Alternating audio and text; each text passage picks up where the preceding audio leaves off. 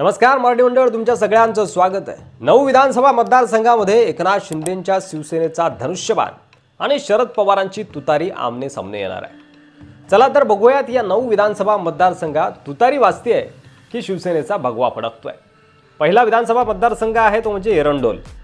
या विधानसभा मतदारसंघात शिवसेनेचे शिंदेंचे शिलेदार अमोल पाटील तर राष्ट्रवादी शरद पवार गटाकडून सतीश अण्णा पाटील मैदानात आहे।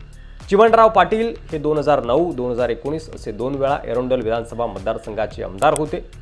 74 वर्षीय चिमणराव पाटील यांनी यावेळी निवडणुकीतून ब्रेक घेऊन चिरंजीव अमोल पाटील यांना मैदानात उतरवलाय। 2019च्या निवडणुकीत राष्ट्रवादीच्या सतीश पाटील यांना चिमणराव पाटील यांनी 26,000 मतांनी पराभूत केलं होतं। महायुती सरकारनं राज्यात मोठ्या प्रमाणात विकास कामं केल्यामुळे 2024च्या विधानसभा निवडणुकीत शिवसेना एरंडोलची जागा राखेल असा विश्वास चिमणराव पाटील व अमोल पाटील यांना आहे। पवारांच्या तुतारीची पिपाणी होते की तुतारी वाजते हे या विधानसभा मतदारसंघामध्ये पाहण्यासारखं असणार आहे। धनुष्यबाण सध्या तरी मजबूत स्थितीत आहे। पुढचा विधानसभा मतदारसंघ ज्या ठिकाणी शिंदे आणि पवार यांच्यात लढत होते ती म्हणजे जळगाव ग्रामीण विधानसभा मतदारसंघ। या विधानसभा मतदारसंघात शिवसेनेचे शिंदेचे शिलेदार गुलाबराव पाटील तर राष्ट्रवादी शरद पवार गटाकडून गुलाबराव देवकर मैदानात आहे। 2009ला राष्ट्रवादीकडून गुलाबराव देवकर या ठिकाणी विजयी झाले होते। त्यानंतर मात्र 2014 आणि 2019ला शिवसेनेकडून गुलाबराव पाटील यांनी बाजी मारली। राज्याचे सहकार राज्यमंत्री, कॅबिनेट मंत्री, त्यानंतर पाणीपुरवठा मंत्री, पालकमंत्री अशी विविध पदे गुलाबराव पाटील यांनी भूषवलेली आहेत आणि मतदारसंघात मोठा निधी आणण्यात ते यशस्वी झाले। त्यामुळे त्यांचा विजय जवळपास पक्का मानला जातोय। तर शरद पवारांच्या उमेदवाराला पुन्हा एकदा पराभवाला सामोरं जावं लागू शकतं अशी शक्यता आहे। पुढचा विधानसभा मतदारसंघ म्हणजे मुक्ताईनगर। या विधानसभा मतदारसंघात शिवसेनेचे शिंदेंचे शिलेदार चंद्रकांत निंबा पाटील तर राष्ट्रवादी शरद पवार गटाकडून रोहिणी एकनाथ खडसे मैदानात आहेत। रोहिणी खडसे यांच्या पाठीशी एकनाथ खडसे यांची ताकद आहे। मात्र युती धर्म सांगतो की खडसेंनी शिंदेंच्या उमेदवाराचं काम केलं पाहिजे, कारण त्यांनी शरद पवारांच्या राष्ट्रवादीशी फारकत घेतली आहे आणि त्यांचा भाजप प्रवेशाला मुहूर्त शोधणं सुरू आहे। मात्र चंद्रकांत निंबा पाटील यांनी अपक्ष असताना आपली ताकद दाखवून दिली आहे आणि ते पुन्हा एकदा एकनाथ शिंदेंच्या ताकदीच्या मदतीनं आणि त्यांनी केलेल्या मजबूत संघटनाच्या जोरावर पुन्हा विजय खेचून आणतील व रोहिणी खडसेंना पराभूत करतील अशी मतदारसंघामध्ये चर्चा आहे। पुढचा विधानसभा मतदारसंघ म्हणजे सिंदखेड राजा विधानसभा मतदारसंघ।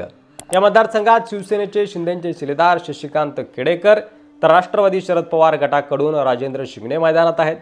राष्ट्रवादी अजित पवार गटाकडून मनोज कायंदे देखील या ठिकाणी नशीब आजमावत आहेत। त्यामुळे तिरंगी आणि मैत्रीपूर्ण लढत या ठिकाणी बघायला मिळते। सिंदखेड राजा विधानसभा मतदारसंघात राजेंद्र शिंगणे यांच्याबद्दल प्रचंड नाराजी आहे अशी चर्चा आहे। शहराकडे त्यांचं लक्ष नसून रस्त्यांची बिकट अवस्था आहे। रोजगाराच्या संधी उपलब्ध करून देण्यात शिंदे अपयशी ठरलेत। तर शिंदेंचे शिलेदार शशिकांत खेडेकर यांचा दांडगा जनसंपर्क व मितभाषी स्वभाव आणि आमदार असताना त्यांनी केलेली विकास कामं त्यांना तारू शकतात। अजितदादांच्या राष्ट्रवादीनं या ठिकाणी मनोज कायंदे यांच्या रूपानं ओबीसी उमेदवार मैदानात उतरवलाय आणि त्यामुळे 2 मराठा उमेदवार विरुद्ध 1 ओबीसी उमेदवार अशी तिरंगी लढत आहे। अडीतडीचा सामना बघायला मिळू शकतो। या ठिकाणी कोण जिंकतंय पाहणं महत्त्वाचं असणार आहे। पुढचा विधानसभा मतदारसंघ ज्या ठिकाणी तुतारी आणि धनुष्यबाण आमने सामने आहे तो म्हणजे घनसावंगी विधानसभा मतदारसंघ। या विधानसभा मतदारसंघात शिवसेनेचे शिंदेंचे शिलेदार हिकमत उडान तर राष्ट्रवादी शरद पवार गटाकडून राजेश टोपे मैदानात आहेत। राजेश टोपे हे राष्ट्रवादीतील दिग्गज नेते असले तरी त्यांच्याबद्दल मतदारसंघात अँटी इन्कम्बन्सीची लहर आहे, त्याचा फायदा शिंदेंच्या हिकमत उडान यांना होऊ शकतो। परंडा विधानसभा मतदारसंघात देखील अशीच परिस्थिती आहे। त्या ठिकाणी शिवसेना शिंदेंचे शिलेदार तानाजी सावंत तर राष्ट्रवादी शरद पवार गटाकडून राहुल मोठे मैदानात आहेत। तानाजी सावंत यांची स्थानिक पातळीवर मोठी ताकद या मतदारसंघात आहे आणि मंत्री असताना तानाजी सावंत यांनी मोठा निधी मतदारसंघात वळवला आहे। राज्यात मुख्यमंत्री एकनाथ शिंदे यांचा विकास पुरुष आणि सर्वसामान्यांचा मुख्यमंत्री म्हणून झालेली प्रतिमा व तानाजी सावंत यांची स्थानिक ताकद या जोरावर ते विजयी होतील आणि शरद पवारांच्या तुतारीची हवा ते परंडा विधानसभा मतदारसंघात काढतील असा अंदाज व्यक्त केला जातोय। तुम्हाला काय वाटतंय, कोण जिंकेल, कमेंट करून नक्की सांगा। करमाळा विधानसभा मतदारसंघामध्ये देखील तुतारी आणि धनुष्यबाण यांच्यात लढत आहे। ज्या विधानसभा मतदारसंघात शिवसेना शिंदेंचे शिलेदार दिग्विजय बागल तर राष्ट्रवादी शरद पवार गटाकडून नारायण पाटील मैदानात आहेत। या ठिकाणी देखील शिवसेनेचं पारड जड आहे असं स्थानिक मंडळीचं मत आहे। निकाल काय लागतो याकडे सर्वांचं लक्ष आहे। तुमचं मत कमेंट बॉक्समध्ये नक्की सांगा। कोरेगाव विधानसभा मतदारसंघामध्ये देखील धनुष्यबाण आणि तुतारीमध्ये लढत आहे।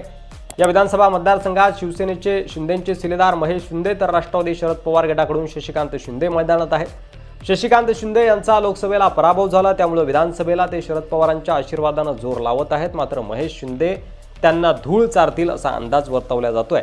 महेश शिंदे विद्यमान आमदार असल्यामुळे ही त्यांची ताकद ठरू शकते व विजयश्री खेचून आणण्यात त्यांना मदत होऊ शकते। पुढचा विधानसभा मतदारसंघ ज्या ठिकाणी शिंदे आणि पवार यांचे शिलेदार एकमेकांना भिडणार आहेत तो म्हणजे खानापूर विधानसभा मतदारसंघ।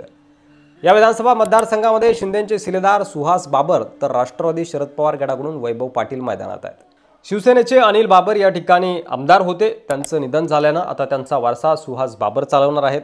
सहानुभूती आणि अनिल बाबर यांनी मतदारसंघात केलेली विकास कामं व त्यांच्या पश्चात सुहास बाबर यांनी सक्षमपणे त्यांचा जोपासलेला वारसा मजबूत संघटन या जोरावर ते बाजी मारतील आणि शरद पवार गटाच्या वैभव पाटील यांना धोबीपछाड देतील असा अंदाज एकंदरीत वर्तवला जातोय। तर हे होते 9 विधानसभा मतदारसंघ ज्या ठिकाणी शिंदे आणि पवार यांच्या शिलेदारामध्ये थेट लढत आहे। तुम्हाला काय वाटतंय, कोण बाजी मारेल, धनुष्यबाण की तुतारी, एकनाथ शिंदे की शरद पवार? तुमचं मत कमेंट बॉक्समध्ये लिहायला विसरू नका। पुन्हा पुढच्या व्हिडिओमध्ये, तोपर्यंत रजा घेतो। धन्यवाद। जय महाराष्ट्र।